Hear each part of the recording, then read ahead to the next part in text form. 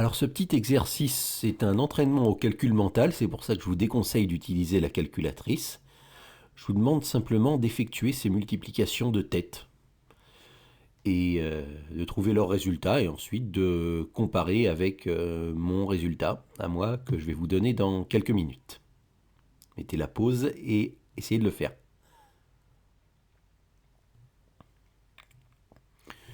Bien, si vous avez du mal, vous avez vu que je vous donne une petite consigne en se servant de la distributivité. Alors, je vais vous redonner un exemple de ce que c'est que la distributivité. Regardez. Voilà. La distributivité, là je vous ai donné un exemple avec les nombres 5, 3 et 8, mais vous comprenez bien que ça marche ça marcherait si j'avais mis n'importe quel autre nombre à la place de 5, 3 et 8.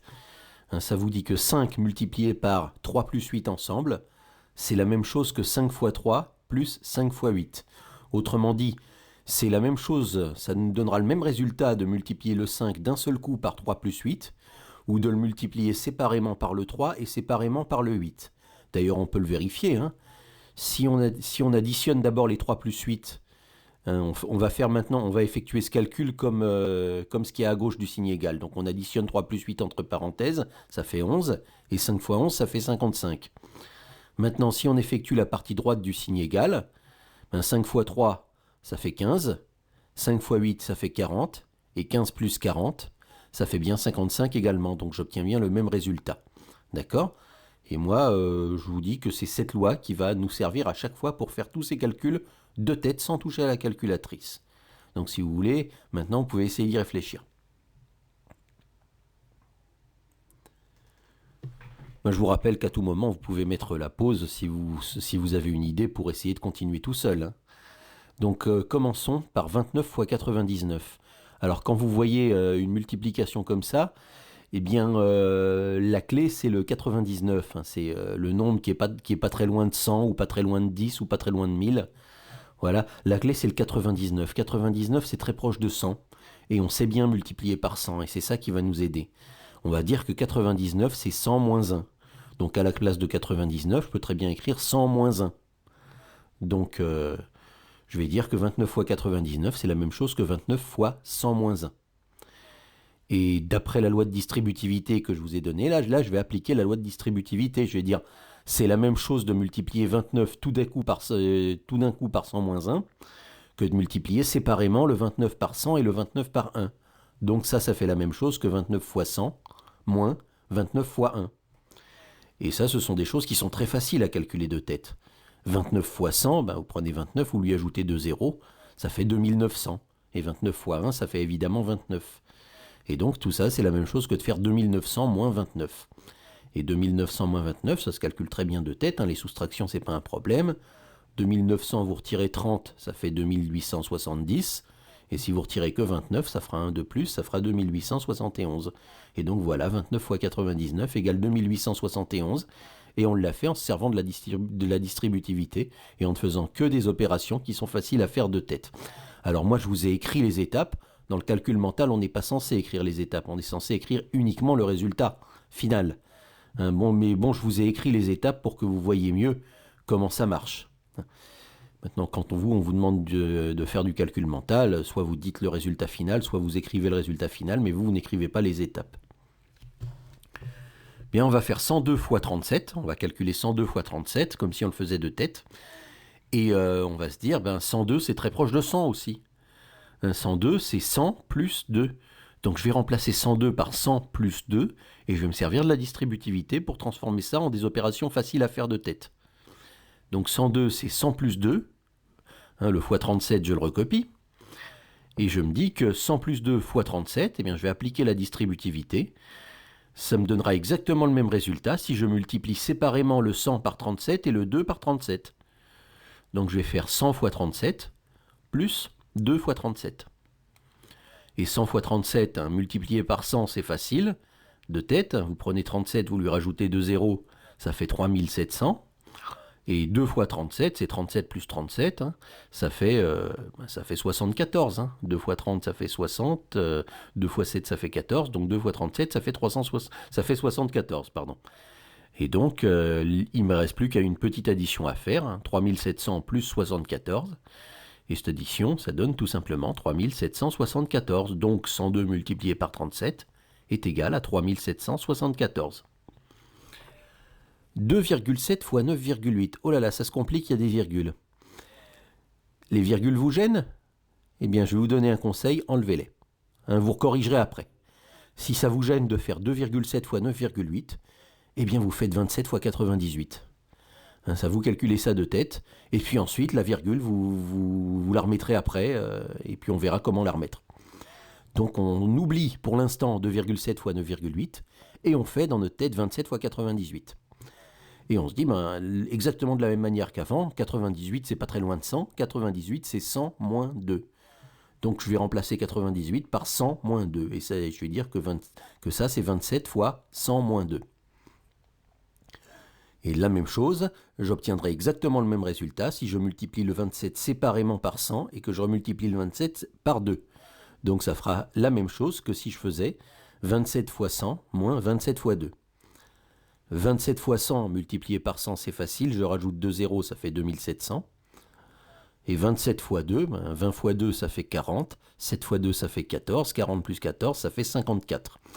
Et donc, cette opération-là, c'est la même chose que 2700 moins 54. Et comment je fais la soustraction de tête, 2700 moins 54, je vais déjà prendre 2700 et lui retirer 50, ça fera 2650. Et si je retire encore 4, ça fera 2646. Et voilà le résultat de 27 fois 98. Et c'est là qu'on se souvient que, oui, on avait des virgules. C'était 2,7 fois 9,8 qu'il fallait qu'on fasse. Et donc, on se dit que dans le 2646, il y a une virgule à replacer au bon endroit. Alors, où est le bon endroit? Alors, peut-être vous a-t-on appris à compter le nombre de chiffres après la virgule au total dans la multiplication et de mettre le même nombre de chiffres après la virgule dans le résultat. Oui, ça peut marcher, mais ça peut vous poser des problèmes si jamais il y a des zéros, ça peut vous induire en erreur. Moi, je vais vous expliquer comment raisonner par ordre de grandeur. Vous vous dites la chose suivante. Vous vous dites 2,7, c'est pas très loin de... C'est pas très loin de quel nombre facile qu'on connaît, 2,7 2,7, c'est pas très loin de 3. Et 9,8, c'est pas très loin de quel nombre facile qu'on connaît 9,8, c'est pas très loin de 10. Donc, je me dis que 2,7 fois 9,8 ne va pas être très très éloigné de 3 fois 10, c'est-à-dire de 30. Et là, je vais regarder mon 2646 et je vais me dire, sachant que le résultat de ma multiplication n'est pas très éloigné de 30, où est-ce qu'il faut que je mette la virgule pour que ça ne soit pas très éloigné de 30? Et là, il n'y a qu'une seule solution. Puisque je dois trouver à peu près dans les 30, un petit peu plus, un petit peu moins, il faut absolument que je mette la virgule après le 6 pour faire 26,46. Voilà. Et comme ça, je risque pas de me tromper, même s'il y a des zéros à la fin, qui risquent de m'induire un petit peu en erreur. Là, vous voyez, si vous procédez par ordre de grandeur, vous saurez à peu près combien vous devez trouver, donc vous saurez toujours automatiquement là où vous devez mettre la virgule. Bien, la dernière opération, elle a l'air extrêmement compliquée. Bon, alors, si jamais, le tout c'est de bien la faire, de la faire dans le bon ordre. Si jamais vous commencez par essayer de calculer de tête 7,479 fois 3,78, là c'est fini, vous vous en sortirez pas. D'ailleurs, je vais vous dire, personnellement, je ne sais pas calculer de tête 7,479 fois 3,78. Ah non, c'est pas du tout comme ça qu'il faut faire. Il faut essayer de repérer quelque chose. Vous voyez, le 7,479, il revient 2 fois. Il a été multiplié par 3,78 et il a été remultiplié après par 6,22. Et s'il revient 2 fois, eh bien, ça c'est un indice. C'est l'indice que je vais me dire, au lieu de multiplier séparément par 3,78, puis encore séparément par 6,22, eh bien, je vais multiplier par la somme des deux, par 3,78 plus 6,22. En fait, je me sers de la loi de distributivité, mais dans l'autre sens, en remettant des parenthèses. Alors que dans les 3 premiers exemples, je m'en étais servi en sens inverse de celui que je vous montre maintenant.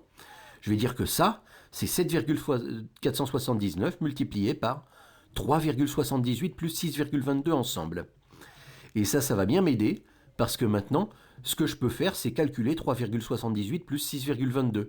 Ça, c'est une petite addition. Une petite addition, ça pose pas de problème avec des nombres à virgule. Donc, combien font 3,78 plus 6,22 ?